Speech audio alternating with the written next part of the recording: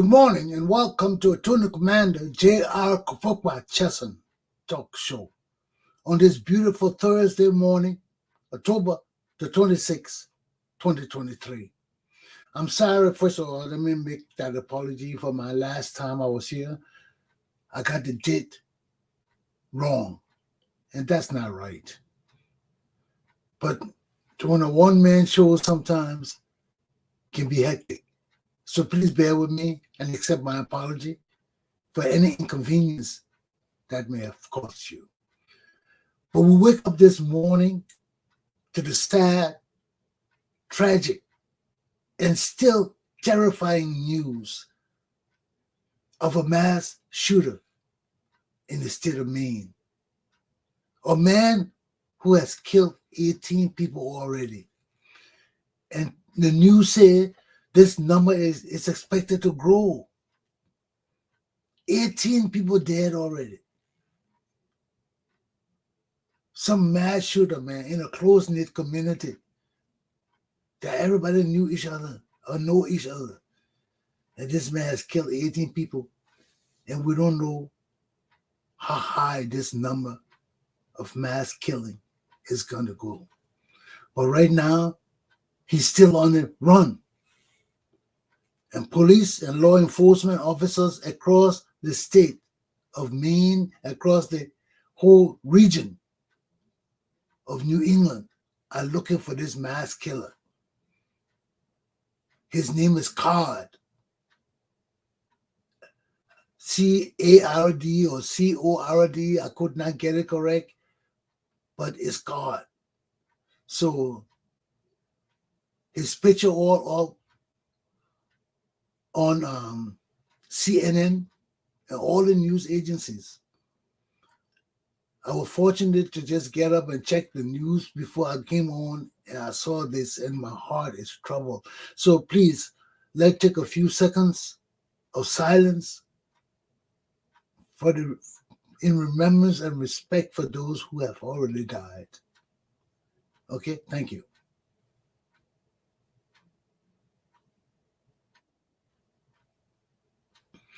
May their souls rest in perpetual peace. Now let's go to our country, Liberia, man. What is happening in Liberia? Let me bring in my correspondent from Liberia, Mr. Samuel Wicker. I think he's ready. Let me make sure he's ready before I bring him on. But we're having problems, man. Now the problems are coming up. They are unfolding. And there are many. We got constitutional issues, voting issues, counting issues, all the issues. Let me bring on Mr. Wicker. Let's talk about it. How you doing, Sam? Hey, good morning, Roy. Good morning. How are you? My heart is troubled, man. When I hear about all this commotion in Liberia, now in America too, where do we stand in that country, man? What's going on with this election and date and everything? Well, next just announced that yesterday they announced that the election is on the 14th of November. November. And constitutionally, as per the election law, it says of 15 days after the announcement of the final result. But to the contrary, has gone next proposed that it should be 3 weeks. So it's kind of confusion in this country nowadays. People are stating constitutional issues. Maybe this country will go to interim government and stuff like that. But it should be just 7 days. 14 days. So it should be on the 7th of November instead. But the law they are quoting to Article 38 of the Liberian Constitution, it has 3 sections, A, B, C. I think in D2, I don't know about D, but I know I'm sure about 3. And one of the sections there say, hold on, while I'm talking to you, says that if there's any complaints about the process of the voting and the people take it to court, and the court decides the case, NEC has a number of weeks to resolve the issue. Is that going to happen, Sam? All that will not fall between now and November 14. People got to go to court. The court got to hear the case. The court can decide the case and tell the NEC what to do or make a decision on what the issues are or is. Right now, today is the 26th. We got 4 or 5 more days to November. Then 14 days into November. So we're looking at 22 days, the most 25 days from between now and November 14 for election. Okay? Will all this be done? What's the issue with Alexander Cummings? Cummings and Cummings ANC or CPP and 2 other political parties, the ALL African Liberation League and Liberal National Union of Moneyman. They've told next that they want a forensic investigation into the ballot because Cummings is saying that he's kind of shocked. It became a massive campaign. He went through in Liberia. He still got 1%, so he's not satisfied. Okay, right there. Moneyman, the same, and Beslow. And right there, Sam, that alone. So there are 3 political parties. Yeah. That alone is an issue to prolong the election date, because right now they have made the complaint to NEC. Yes. NEC got to hear the complaint and decide on their complaint whether to do a forensic investigation or not. So if NEC says, no, we don't want to do there's no need for a forensic investigation, everything was okay, according to us. When they tell Cummings that, what do you think Cummings will do? They're going to go to court. So right there, we're looking at a delay. 3 political parties want a forensic investigation. They have written to NEC. NEC has to decide whether the complaint is valid or not. If it is valid, that means the whole process ceases and they got to do an investigation. If they don't agree to it and tell Cummings, no, everything is okay, Cummings has the right to go to the Supreme Court for redress with the 3 parties. So right there will be a delay of the election date of November 14. The other one, people saying that from the 10th, NEC have 15 days to do the election process and counting and everything and give a final result, right? Yeah. So did that include the process for the runoff? Did that 15 days include the process? Because as far as I understand, they have 15 days to do the counting of all the votes, of all the ballots, right? Which they have done. Yeah. So from the 10th we have done to today, it's about 15 days, right? It's about what? 10, 15 days? What? How many days? Mm-hmm. From the 10th? Yeah, 26. Yeah, 15, 16 days. Yeah, 16 days. Yeah, so they completed the 15 days now. So now they have completed it and the result came out to a runoff. So now they are saying that the runoff will be held on the 14th of November. What's the constitutional issue there?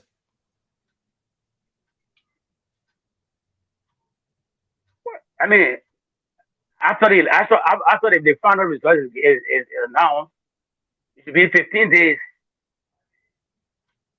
I mean 10 days. So that means that should be on the 8th of November.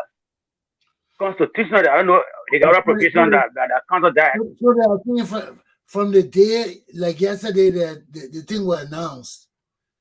They got 15 days from yesterday to do the election. Yeah. Okay. We got to get this law correct now. Correct. Yeah, you know. Is it 15 days after the voting to do the counting?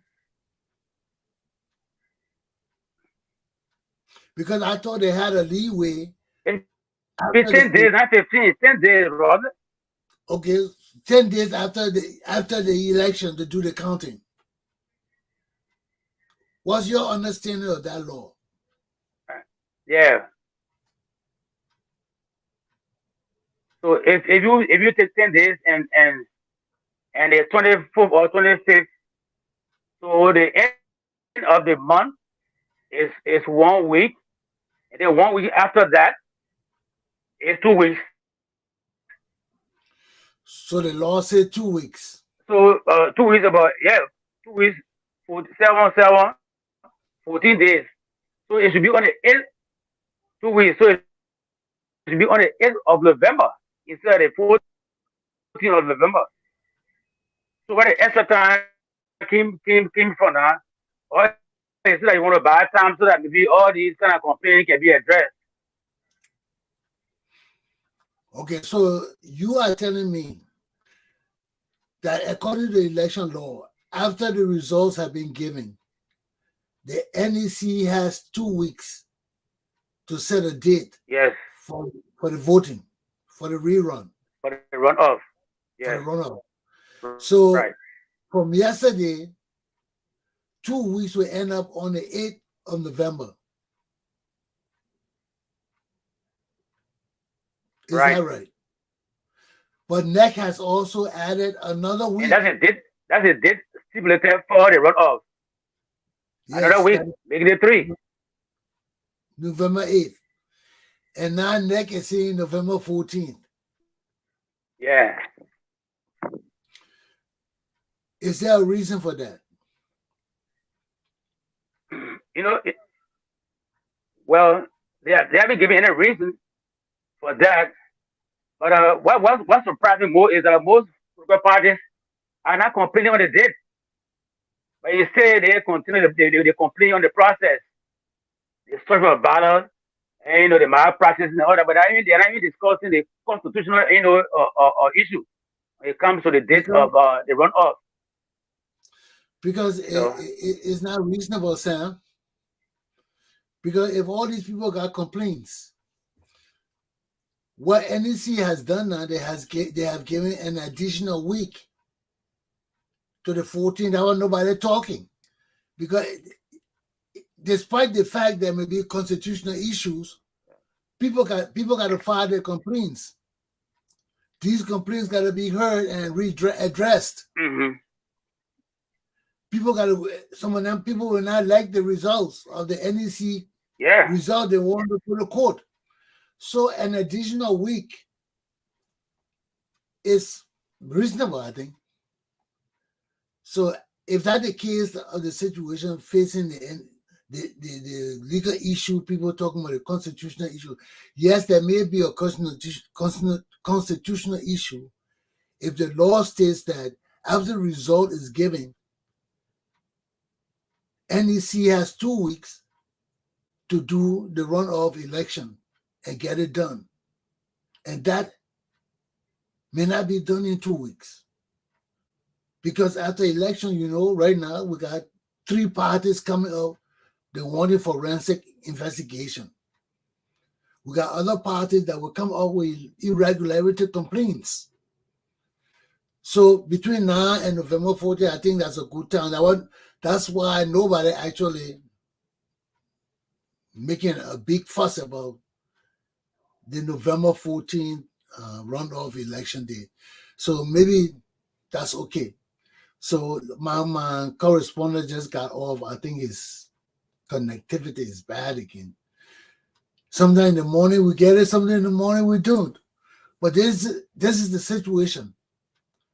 So if Alec Cummings of the CPP, Moniba of the Liberian Union or whatever party is, LINU, and Nanti Beslow of the ALL party, these are three political parties that didn't come high up on the list of the election. We know we expected Alec Cummings to come up high. His name not even among the top three. People debating that there may be a mix-up between Appleton, who came out of nowhere, and now is in the top three. He even beat Gongolo. So I really believe that what happened too. That people saw Appleton name and thought it was Cummings, Alexander Cummings, because most of our people are illiterate. And voting education is a process that really needs to be implemented to a grave extent in our country, especially when you got people with the same initials or names similar. Our people go there, they don't know what they're doing. See, that we're going to take time to teach them how to vote. You know where your name is, you tell them number 2, number 3, number 1. But some people go in there, they forget. They're not politically astute. They're not their forte. So you got to tell them it right before they go in to vote. Remind them. Let them have a sheet to remind them. Who their candidate is. Did Alec Cummings take all those initiatives? You see, besides the NEC promoting voter education, it is a mandate upon the parties themselves to educate your people. You yourself got to do voter education. You yourself got to promote the interests of your party. If you sit down and say, oh, NEC got to do voter education, what's the purpose of the political party? What is the purpose of having a political party? That is to promote the ideals and interests of the people that you support. And the political party has a responsibility to spread its own message. If you cannot spread your message or you fail to spread your message, how will you get your ideals across? You can't. You can't. And this is the problem Alec Cummings is facing. Because it's logical that people will mix up Appleton with Alexander Cummings. Because people go in there, they will see the A, and the illiterate people's mind work different than educated people. It works different. People who can't read and write, first of all, they are intimidated. They are mentally afraid. Because you're telling them to do something they have not been properly trained at. And for an illiterate person, you can't come out 1 week before election and teach the people to do something. No, you can't do that. That has to be a process that is ongoing. That is ongoing. So all these political parties, they just form their parties, but what are they doing? What are they doing? How productive are these parties? That's the problem we have to study. Let me see my boy coming on his connectivity. But when we talk about political parties, we see everybody want to form a political party. And that's why we're having problem in our country right now. Because the NEC cannot address every frivolous issue or complaint. And these parties have to have a viable means of promoting their interests. Yes, every day we talk about the political landscape of our country. Who's leading election? Who's doing this? But all of these parties, these people that got political parties, they have political rights too. They have political interests. And all of these impact our government institutions that promote the election, that try to promote fairness in these processes. And we, the Liberian people, yes, we look at the outcome, the overall outcome of the landscape. But the real issues, we have to deal with the real issues too. What are these political parties formed for? What are their missions? What are their activities? Because if they just form themselves with family people and relatives and clan to run for a position, supporting one individual, they don't have no real ideal for the party, no standing position, no platform, nothing. They just form themselves and come together as a family, and one man devises everything like a club. This is how our country is being run now, like a club, because everybody got their tribe and their family behind them. And this is not what our country is for, because these are the things that generate problems and issues in our country. They do. So we have to look at them cautiously and seriously, because everybody can't just come up in a country and want to be politician and feel that because they have a big family or they have a big clan or they got a huge amount of support, they're entitled to run for positions in our country and form political parties. But these political parties got to meet certain mandates. They got to meet certain mandates. And our government we got to structure our system so the law imposes certain mandates on these political parties. When you are being formed, you got to meet a certain mandate. You got to meet a certain population standard. X number of people before you can even form a party. How are these political parties being formed? What are the standards and regulations for forming a political party? Because if these parties are formed and there are no guarantees that they will meet certain standards to ensure peace and stability within our society, the NEC cannot be the only body to regulate these political parties under the law. People say, "Oh, the NEC is a what? Is a storage place or whatever they call it. It's just a custodian of records." It's more than that. They're a regulatory body of our election process. They monitor the law. They ensure that our election laws are followed.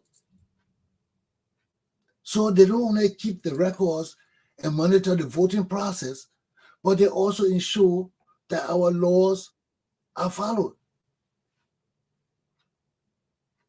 And to ensure the peace and stability in our country, we got to revisit these regulations of political parties. Sam just came back on. Let me see.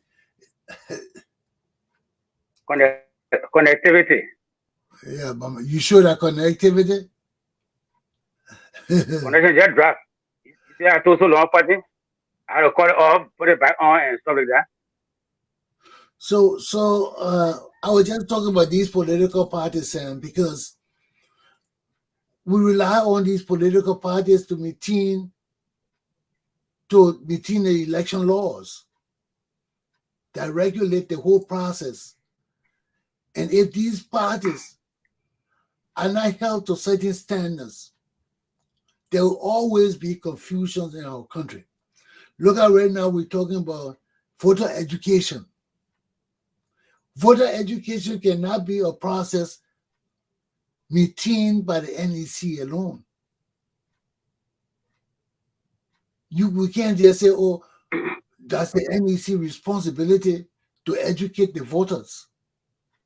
To a certain extent, yes. But what is the responsibility of the political party? Why did all the political parties fail? Now they're saying that, like Appleton and Cummings, they're saying that because the people are illiterate, they were confused between the Appleton name and the Cummings. They saw Appleton and they thought it was Alex Cummings. It was Alex, you know. It's possible. It's possible. When illiterate people go to vote, they are confused. They are scared because they don't want to make mistakes. They know they can't read and write. They know they can't understand certain things. You know, even if the people picture themselves, you still got to guide those people. We do elections in Rhode Island here. A lot of our people here can't read and write too. So when they come there, we got to guide them on who voting, on what they name. Sometimes they get there, they're so confused, they don't pay attention to the picture. They're just looking for the name or the number 2, or you tell them number 2. You got to educate the people. And it cannot be the NEC responsibility alone. Or maybe the party emblem. But you see, the civil society were involved, but NEC did not. In fact, some time ago, the last election, 2017, they were giving civil society like $15,000 to carry awareness around the country. But on this election, it's at $3,000. So it means there was no money, no enough money for the awareness. I mean, the very first time to hear that you get 100 some more thousand, invalid votes. I mean, I'm kind of shocked. Yes, sir. I agree with that. Things that the civil survey and all those things, NEC does voter education for people who really don't belong to party. If you don't belong to any party and you're a regular citizen, those are the people voter education for. That NEC and no other civil society organizations are responsible to educate. But people who belong to political parties, CDC, CPP, all the political parties, they have what the process? Why are they formed? They formed to promote their political interests, right? Yeah. Okay. So your political interest is to educate your people who's going to vote. If the people don't vote for you, how you win? How you win election? You will not win election, so it's your duty. But you know what happened in Liberia, Sam? Because the illiteracy rate in our country, because of the violation of our laws with impunity, people can just do anything they want to do. People can form parties, just jump on and get their family members and say, let's go form parties. You know, people got big families in our country. And most of the people who got money and the family look up to, they will not question you. You say, I'm going to form political party, you'll come together, and they will write everything and do everything, and you will not have this input of the people. So everything is done by one person, right? When you have this thing done by one person or one or two people, yeah, they leave out certain things that are necessary for the party to grow. You got to educate the people. Even that your family members, you still got to bring them together, have meetings with them, sit them down, educate them on the process, and don't assume that they already know. You got to go there and educate them. And these are the problems we face with our Liberian leadership and people who want to lead. You know, because our illiteracy rate is so high, there are only a few people that are capable of doing things the Western way. So these few people come together and decide for the whole group, the whole process, what it's going to be, how they're going to do it, and everything. Nothing wrong with that. You need people to do that. But doing that too, you cannot forget that In all that process, you must educate the people. Yes, it takes one or two people with brains to put all the paperwork together, but the paperwork is only one aspect of the political realm, the whole political ramification, the process, the branches of the political leadership. So when you got people to put the writings and everything together, yes, now you got to set up another team to go to the people and educate the people. One, of what the idea of the party is all about, what this party is all about, what you intend to do for the people, what you want, because it's a tit for tat. When you form a political party, you are telling the people, let's get into an arrangement, let's get into an agreement. You guys will do certain things, and we, the leadership, will do certain things. That's a tit for tat. You telling the people, if you give me your vote, if you come to vote for me, I will take your political interests, your political concerns, your political ideals. We'll put them all in a basket, and it will be our ideas, and we'll transform it and present it to the public. But the people got to understand what the ideas are. Because when you have these meetings, in these town hall meetings, that's why political parties, they're not reaching out to the people. They can't be strong. How you be strong, Sam? The people got to understand what your idea is, what the principle of the party is, what the party want to do, how the party is going to do it. You see, we gotta demand that our political parties have certain standards. You can't just come and say you want a political party, then all year you have no programs to promote your interests, to bring your people together, to do things in the community, nothing of that. Then you come election time, you want to run. Then when you lose, you take all your people, you want them follow you to.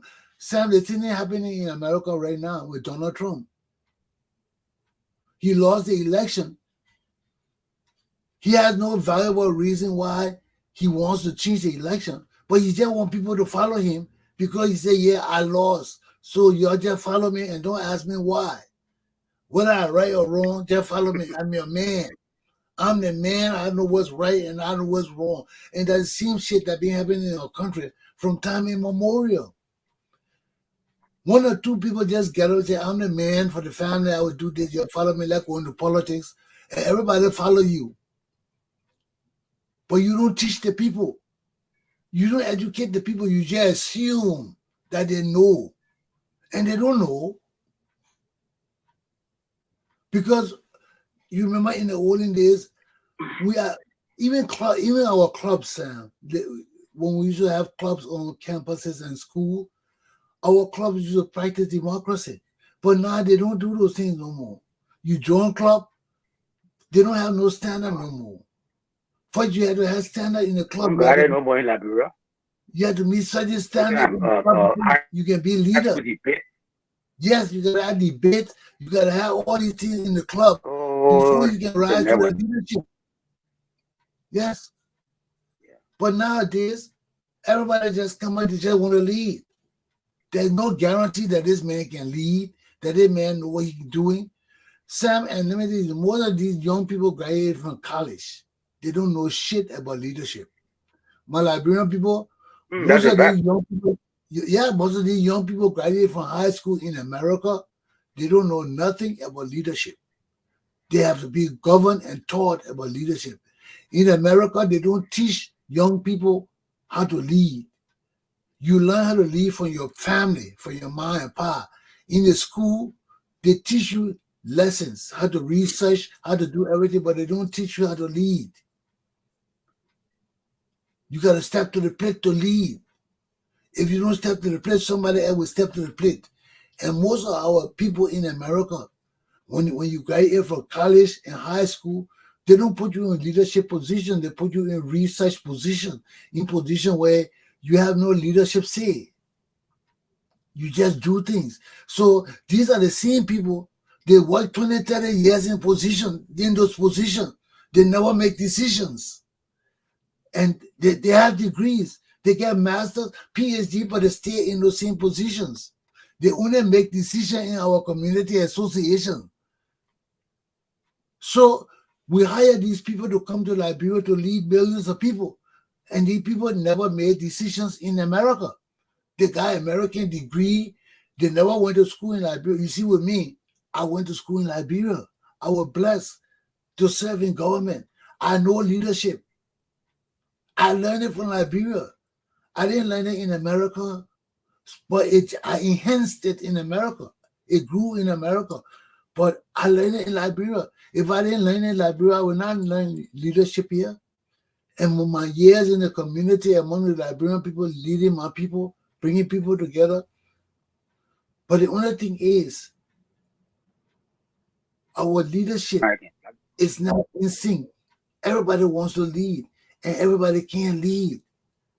And those guys who are educated among us, instead of understanding this and setting standards of good leadership, they're looking at it from the perspective of greed. What's in it for me? And that the same thing, my boy Glapohkpa Chesson. You know Glapohkpa Chesson? Yeah, long time to work around. EFPC to work around there. Yes. Liberian folk song to work around. Yeah, he's going to road. That's the same thing Glapohkpa always saying. Liberia people want to serve Liberia for self, for yourself. You're not serving Liberia for Liberia. You're serving it for yourself. And that's what he always talking about.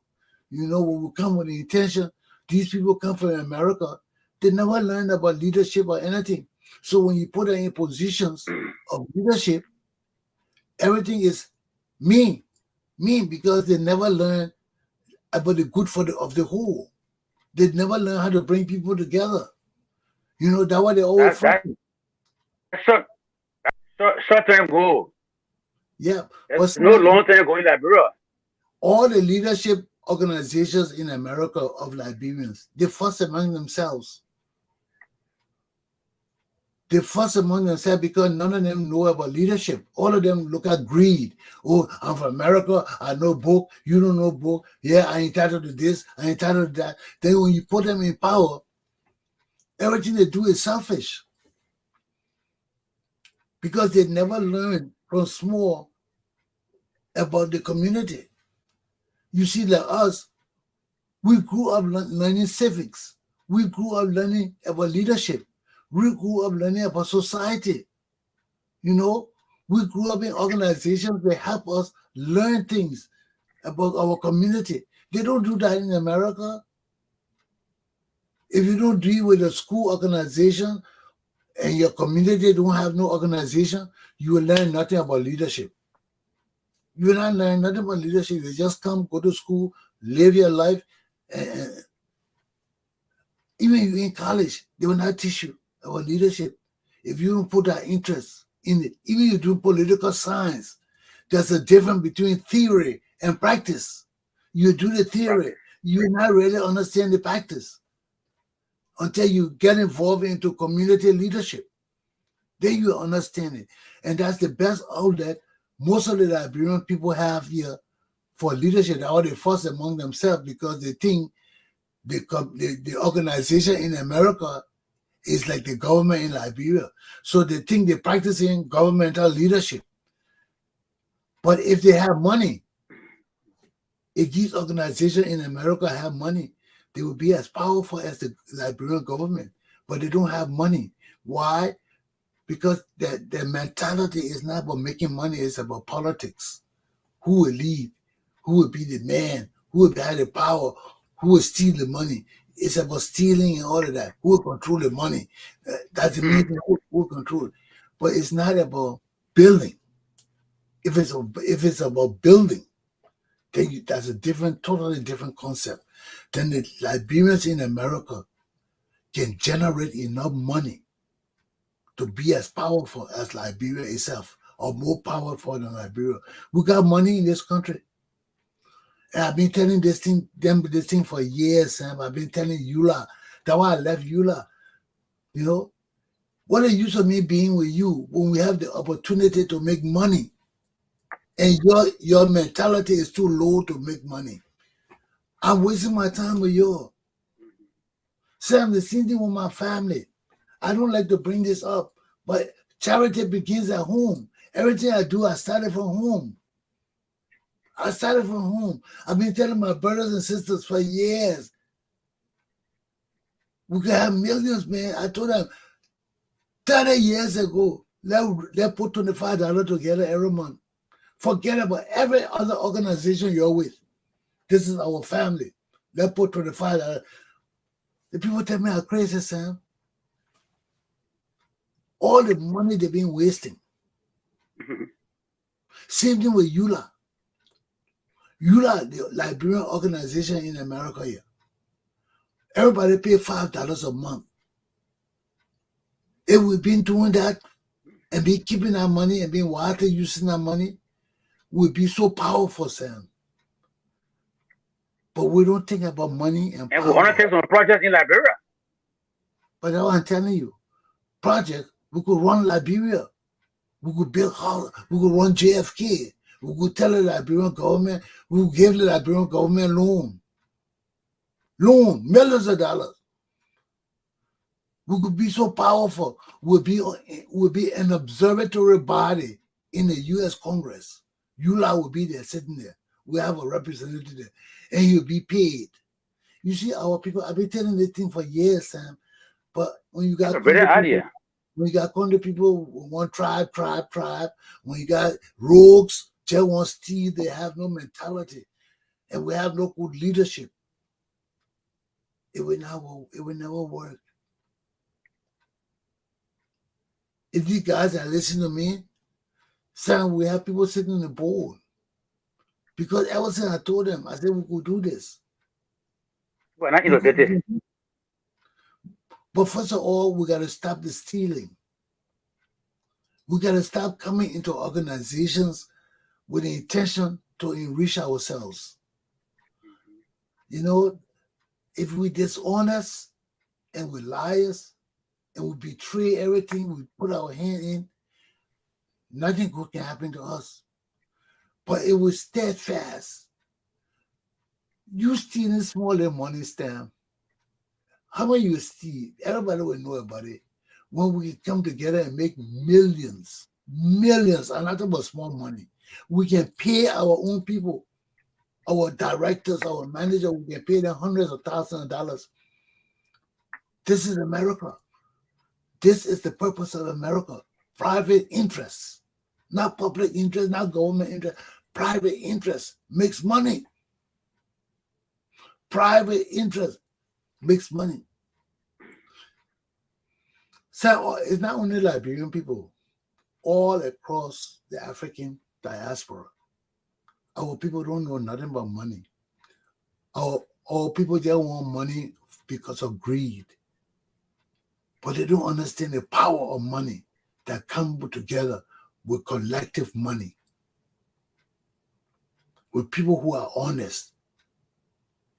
People who we check on. We don't just put people in power and forget about them. No, we put them in power and we check on them to make sure they're doing the right thing. They're doing what our laws say they must do. And if they don't do it, we'll punish them. We sue them. We put them in court. That the court put them in jail. That's how our system works. Then there's guarantee that we have money. And Sam, when we raise money, that one we can make laws to pay our government, to pay our club officials. Can you imagine if you're president of a club in Liberia or EULA, you should be able to get at least $5,000 a month. 5,000, I'm talking about 1,000, 2,000. That's more money for America. If you were president of EULA, running a national organization in this country, that's not small thing, Sam. You got 52 countries. They're not Liberia where you're running 16 counties. If you're running EULA, a national organization of Liberian people, and you got Liberian people in the 52 states in the United States of America, that means your work is heavy. That's not small work. First of all, For you to be president, you got to set up chapters in every state. You got to make sure every state in America has a ULA chapter, a ULA president, and a ULA board. And they're running. They're having meetings. They're having fundraisers. They're raising money. They're not just sitting down doing nothing. They're going to schools. They're bringing the students out of the school, getting them involved with the community, taking care of the elders, forming elderly committee, youth committee, these different committees, making sure that our elders are in elderly housing. Make sure. And how do you make sure these things happen, Sam? When the organization becomes viable, people will pay their membership dues. If you know that when you pick up the phone and call the Liberian community and say, look, I got an elder here that need help, we can send a car there, pick up that elder, bring them to an elder community where they can sit down with other elders while we figure out what we're going to do for them. If you got elders in the state here, because plenty of people come here with their parents and things like that, your parents can't just stay in the house all day. Your parents will die. You diminish their life. You don't love their parents. You see, so these are things the community take care of. You know, we reach out to people and say, look, come on, don't sit in the house, bring your mom, let her come mix to other Liberian people, let her eat food here. You don't got to worry about cooking for your mom. You go to work. Your mom we got a community place here. Your mom can come sit all day, eat, and come home at 6 o'clock at night when you come home. And you're ready to put her to sleep. You don't got to worry about nothing but your mom. Would you want to pay $50 or $80 a month for your mom? You want to do that. And when the community is set up, you will not be paying for all the food. We get free food. They got food bank. They got different people to give. Look at the Liberian community right here. Every Saturday we give out free fish, free meat, free food, free. Why you can't do it through the organization? Why we can't set up a place where we hire Liberian people to come and cook for our elders? They will eat that sour leaf. They gotta eat steak and yam or salad and all this. No, they will eat real African food. They will come there in the morning. They will eat the eggs and rice and things, whatever they want to eat. They'll eat it because we have a staff to do it. We can do it ourselves. But when our people are rogues, when our people don't understand the ideals of building yourself and building a community, it can't happen, Sam. We can't even build a country. Look at our country. Our country was not built in Liberia. Our country was built in America. There were Liberians in America. They were called Liberians in America before they went back to Liberia. That was to some degree they were successful. Because you can't start nothing without planning. And for as long as ULA being in America, if we have good leadership, if I was leading ULA be turned upside down. First of all, they got to pay me.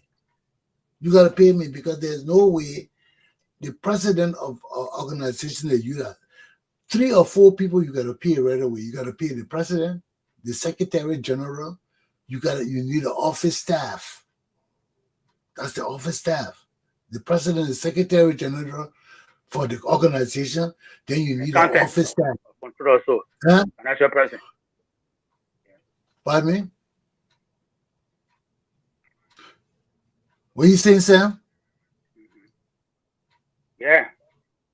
Yeah, no. I didn't hear you. What you say, accountant? No, I mean, you gotta pay the accountant too. The accountant, yeah. Well, that's an outside firm we got to get. You don't want nobody working for you who accounted. You want a treasurer for the organization. You can have a treasurer. The organization can. The treasurer does not have to work every day. The treasurer does not have to work every day. But I'm talking about people who you need an office. If you form an organization, you need an office. If I were president, say of ULA, if I were chairman of the board and president, I want to focus on ULA business. My job is to go out and bring business to ULA. So you got to pay me. I can't be president of ULA, then I'm working for the state of Rhode Island, then I can only contribute 1 hour a day to EULA. No. When you got organization, you want to pay me.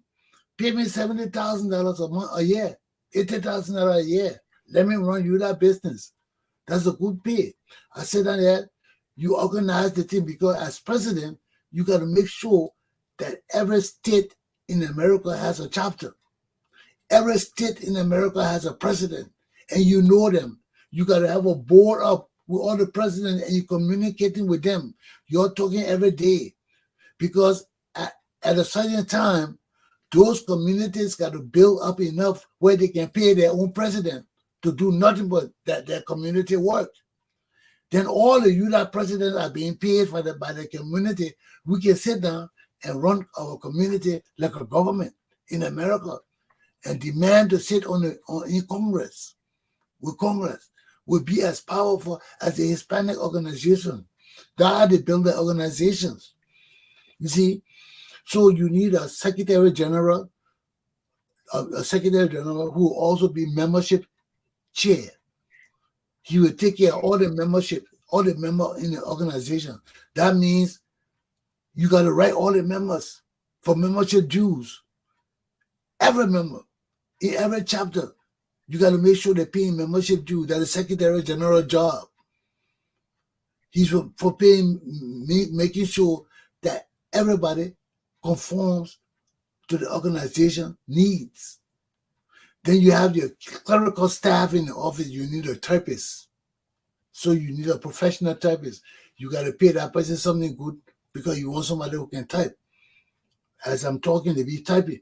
I got time to sit down to type. Then you need a bookkeeper. Okay? Maybe that accounting you're talking about, but somebody who can keep the book. The treasurer does not have to be there.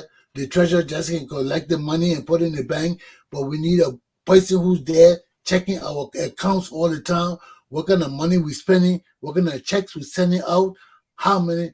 So when we can pay that kind of staff, then we're serious about running EULA. Then we're serious about running a Liberian organization in America because then we make demands on them. Because let me tell you something, I had to leave EULA, man. It was useless. When I was in EULA, I was on the board. The president and the people didn't know how many chapters we had. They didn't know how many chapters were registered. Only those chapters that came to EULA meeting were the chapters they had. But when I got it, I said, what a Maryland chapter? They didn't know. What a Florida chapter? They didn't know. But some of the chapters were existing. But they didn't even know the president. They didn't even know the board members. I said, but how you say you're no record? They got no record? They didn't even know the people. How do they have record? You got to know the people. Nobody was being paid. Everybody, that's why EULA is broke. Because all the money, people were stealing the money. Oh, we need money for transportation. We need money for this. And because there were no systemized way of doing things. You cannot build a community organization among a few people. I'm so glad because you can see that Liberian people want progress. They build EULA. And this is a good organization. They have done extremely well. They then need to organize it better, structure it better, and it will serve the Liberian people well. Sam, you there? Sam having connectivity issues. Sam, you there? Sam. Well, it's 8 o'clock. Close up, Sam. Give your closing remark. Let's go. You hear me? Hello? Well, ladies and gentlemen, I guess Sam is gone. Well, before I go this morning, let me just wrap things up before I go. One, this shooting in Maine is horrendous. It's sad. I hope the public in Maine get together with the police and help to find this guy if they haven't found him already, because I'm sure they've been looking for him. They may have found him in the hour we've been doing this show, since we've been doing this show.